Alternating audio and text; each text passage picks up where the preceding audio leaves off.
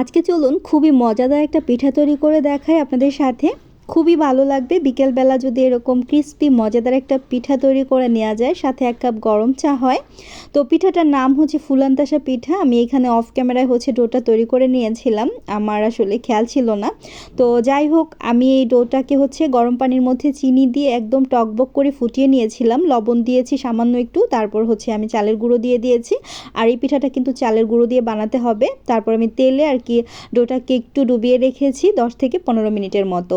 তো আমি ছোট ছোট করে একদম হাতের সাহায্যে, দেখতেই পেলেন, বলের মতো আকার করে হাত দিয়ে জাস্ট একটু প্রেস করে চ্যাপ্টা করে দিয়েছি।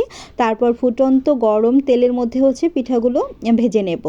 তো একটা একটা করে এভাবে করেই কিন্তু দিতে হবে, তাহলেই কিন্তু পিঠাগুলো একদম ফুলকো হবে। আর একটু কড়া করে ভাজতে হবে, যাতে করে পিঠাগুলো খুবই ক্রিস্পি হয়।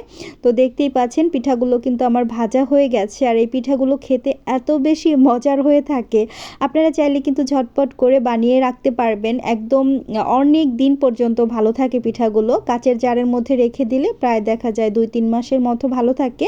আর ক্রিস্পি থাকে, 2-3 মাস পর্যন্ত এই পিঠাগুলো ক্রিস্পি থাকে।